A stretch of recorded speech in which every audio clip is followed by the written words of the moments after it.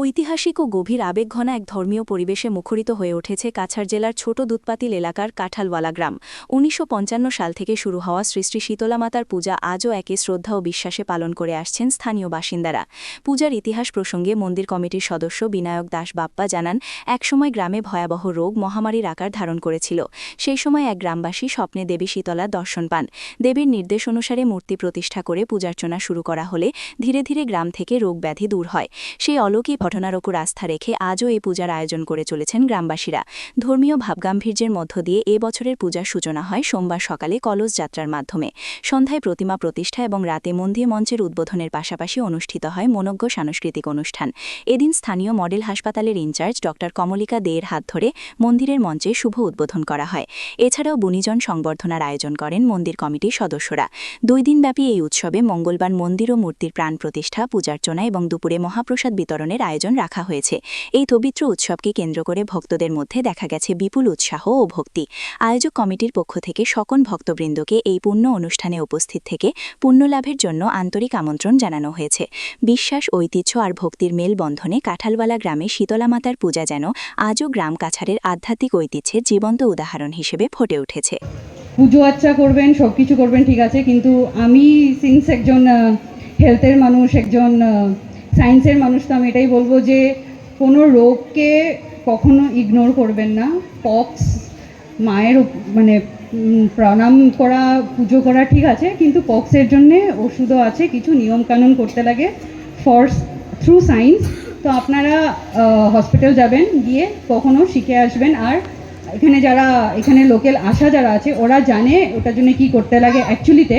তো ওইটা আপনারা করবেন, তাহলে কী হবে, ওটাতে আপনারা অনেক তাড়াতাড়ি সুস্থও হবেন। ভয় থাকতো যেটা থেকে অনেক কমপ্লিকেশনস অনেক কিছু হয়, ওটার জন্য কিন্তু ওষুধ আছে। ওটা আপনারা আমাদের কি মানে গ্রাম না, শুধু টাউনেও অনেক লোকজন আছে যারা ওই ব্যাপারগুলো জানে না। তো আপনারা কখনো যদি পক্স হয়, ওটাকে জাস্ট এমনি ঘরে আইসোলেশনের মধ্যে সবসময় যে রেখে দেবেন তা না, কিন্তু হসপিটালে গিয়ে কিছু ওষুধ আছে যেটা দরকার পড়ে, ওটা আনবেন যাতে কমপ্লিকেশনসগুলো না হয়। আমাদের ছোট দুধপাতিল কাঁঠালওয়ালায় আজকে একটা ঐতিহাসিক দিন, আমাদের একটা আনন্দের দিন। 1955 ইংরাজি থেকে এখানে শীতলা পূজা হচ্ছে। আগে আমাদের যে পূর্বপুরুষরা ছিলেন ওনারা মন্দির অতি কষ্টে একটা বাঁশ বেত দিয়ে নির্মাণ করেছিলেন। একসময় কাঁঠালওয়ালা গ্রামে প্রচুর পরিমাণে পক্স বেরিয়েছিল, যাকে আমরা হাম বলে থাকি। আর উনি শীতলা দেবী একজন স্বপ্ন দেখিয়েছিলেন একজনকে, এবং এই দিন থেকে শীতলা মূর্তি প্রতিষ্ঠিত হয়েছিল। আর এই শীতলা দেবীর পূজা করার ফলে আর আমাদের গ্রাম থেকে এই রোগটা নিবারণ হয়েছিল। তো এই ঘটনার উপরে আস্থা রেখে সুদীর্ঘ দিন থেকে আমাদের এতদ অঞ্চলে পূজাটি হয়ে যাচ্ছে। আর এই মন্দির নির্মাণের কার্যে অনেকেই প্রয়াস চালিয়ে গেছেন। আজকের যে আমাদের সূচনা, যেটা আমরা বরাক নদী থেকে আমরা নিয়ে এসেছি পূর্ণগড় এনে আমাদের এখানে সংস্থাপন করেছি। এবং আজকের প্রোগ্রামের মধ্যে ছিল সংবর্ধনা অনুষ্ঠান, যেটা হয়েছে। বিভিন্ন জায়গা থেকে সমাজসেবী ব্যক্তিবর্গ আমাদের এখানে আমন্ত্রণে সাড়া দিয়ে এসেছেন। আর আমাদের বিভিন্ন এলাকা থেকে, বরাকবেলির কোনা থেকে আমাদের যারা টি গার্ডেন এরিয়ার মানুষ আছেন, আজকের দিনে ওনাদের সমাগম হয়েছে। কিছু ধামাইল নৃত্য পরিবেশনকারীও আমাদের সমাজের মানুষ এসেছেন। ঝুমুর নাচও হবে, ট্র্যাডিশনাল নৃত্য হবে, ধামাইল হবে, কালচারাল প্রোগ্রাম হবে। কালকে আমরা মহাপ্রসাদ বিতরণ হবে, সারাদিন ব্যাপী মহাপ্রসাদ বিতরণ হবে। 12টার পর থেকে মহাপ্রসাদ বিতরণ শুরু হবে। মন্দিরের কালকে মূর্তির শীতলা দেবীর প্রাণ প্রতিষ্ঠাও করব। সারাদিনের প্রোগ্রাম আছে। কালকেও আমরা ছোটো ছোটো কচিকাচা বাচ্চারা এখানে নৃত্য পরিবেশন করবে, গান পরিবেশন করবে।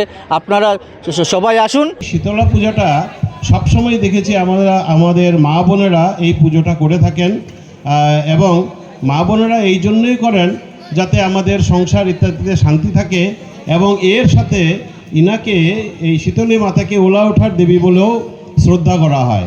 ওনাকে সন্তুষ্ট করলে আমাদের বিশ্বাস যে আমাদেরকে পক্স ইত্যাদি হবে না। বিশ্বাসে অনেক কাজ হয়, কারণ আমরা দেখেছি যে বিশ্বাস অর্থাৎ তার কেন্দ্রিক যে ইয়েটা থাকে, ঊর্জাটা থাকে, অর্থাৎ যা স্পিরিচুয়াল একটা ভাব থাকে, তাতে অনেক অসাধ্য সাধনও হয়ে থাকে।